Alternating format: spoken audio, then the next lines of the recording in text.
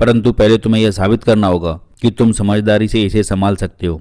इसीलिए मैं चाहता हूँ कि तुम इस दुनिया में बाहर निकलो और धन कमाने के तथा लोगों के बीच अपना सम्मान पाने की अपनी योग्यता को साबित करो। अगर आप अपनी योग्यता को साबित कर पाए तो ये जायदाद मैं आपको दे दूंगा, नहीं तो इसे मैं दान कर दूंगा।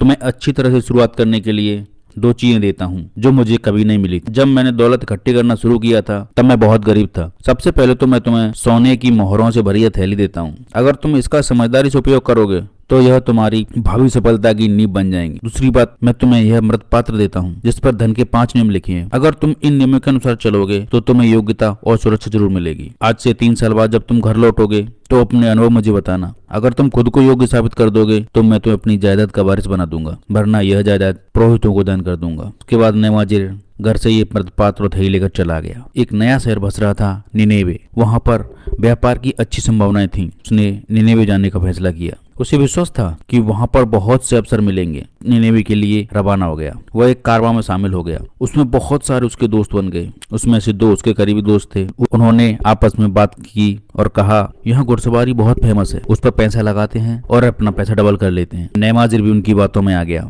वह भी उसमें हिस्सेदार बन गया और वह इस योजना पर मोहित था और वह बुरी तरह से हार गया और उसने अपना आधा धन गंवा दिया। कारवां में एक और युवक उसका मित्र बन गया। उन्होंने देखा कि एक व्यापारी की मृत्यु हो गई है, जिस वजह से उसकी दुकान में भरा पूरा सामान बहुत ही कम कीमतों पर मिल रहा है। उन्होंने सोचा कि हम बराबरी के पार्टनर होंगे और इसके सामान को खरीद लेते हैं और फिर उसे अच्छी खासी रेट पर बेच देंगे।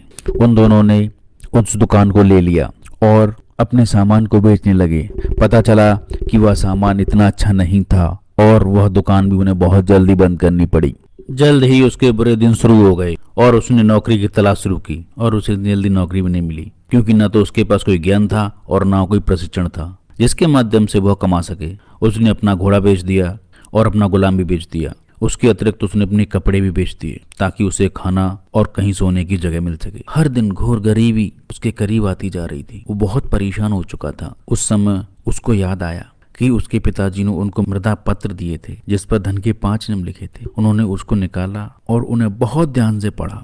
उन्हें पढ़ने के बाद उसे एहसास हो गया कि अगर मैंने इन समझदारी के शब्दों को पहले पढ़ लिया होता तो मेरा धन नहीं डूबता, मुझे आज ये दिन न देखने पड़ते। उसके बाद फिर उन्होंने उन धन के 5 नियमों को अच्छी तरह से रट लिया और उन्हीं के अनुसार चलने का निर्णय लिया। सबसे पहले उसने एक नौकरी की तलाश की और उसे जल्दी नौकरी मिल गई। वह निनेवे के गुलामों के मालिक के यहाँ नौकरी करने लगा और वह अपनी आमदनी का 10वां हिस्सा जाकर रख लेता। मौका मिलते ही वह सिक्के और जोड़ता गया जब तक कि वह चांदी के सिक्कों में नहीं बदल गया। यह बहुत धीमा काम था क्योंकि इंसान को जिंदा रहने के लिए खर्च करना पड़ता है, लेकिन उसने बहुत किफायत से खर्च किया क्योंकि वह संकल्प ले चुका था कि 3 साल बाद उसे अपने घर लौटना है और वहां पर उसे अपने आप को साबित करना है। जल्द ही गुलामों के मालिक से उसकी मित्रता हो गई। एक दिन गुलामों के मालिक ने नेमाजिर से कहा कि तुम एक किफायती युवक हो, तुम ऐसे बंदे हो जो अपनी कमाई को नहीं उड़ाते हो और तुम अपनी कमाई से कुछ हिस्सा सेव भी करते हो।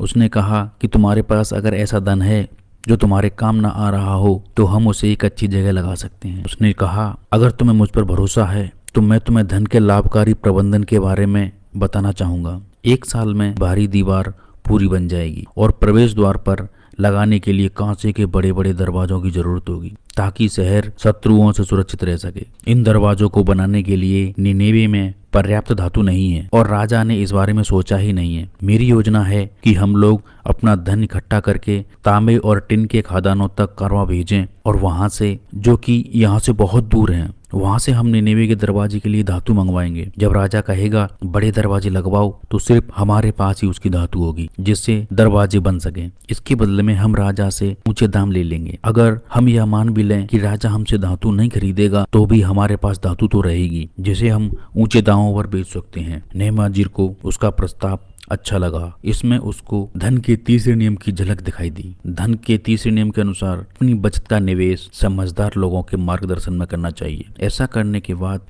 के बाद नेमाजिर बिल्कुल निराश नहीं हुआ और उनकी योजना सफल हुई। उस सौदे की सफलता के बाद उन दोनों को बहुत बड़ा लाभ मिला और नेमाजिर के पास छोटा सा जो धन संग्रह था वो विशाल संग्रह बन गया। ये नेमाजिर जब अच्छा खासा सफल हो गया, पैसे कमाने लग गया, उसने काफी दौलत कमा ली, तो तब वो अपने पिताजी के घर वापस गया और पिताजी को उनकी दी हुई थैली के बदले 3 सोने की थैली लौटाई और उनसे कहा कि मैं आपका शुक्रगुजार हूँ कि आपने मुझे धन के इन 5 नियमों को बताया। कहानी सुनते समय इनके गहरे अर्थ को नजरअंदाज कर दिया हो तो इसीलिए अब मैं इन सभी नियमों को दोहराऊंगा। धन उस आदमी के पास खुशी खुशी आता है और बढ़ती मात्रा में आता है जो अपनी आमदनी के कम से कम 10वें हिस्से का प्रयोग अपने और अपने परिवार के भविष्य के लिए जायदाद बनाने में करता और उसका समझदारी से निवेश करता है। वह जल्दी ही अच्छी खासी जायदाद बना लेगा जिससे भविष्य में उसे आमदनी होती रहेगी और जो उसकी मृत्यु की स्थिति में उसके परिवार की सुरक्षा की गारंटी होगी। यह नियम कहता है कि धन हमेशा ऐसे आदमी के पास खुशी खुशी आता है और बढ़ती मात्रा में आता है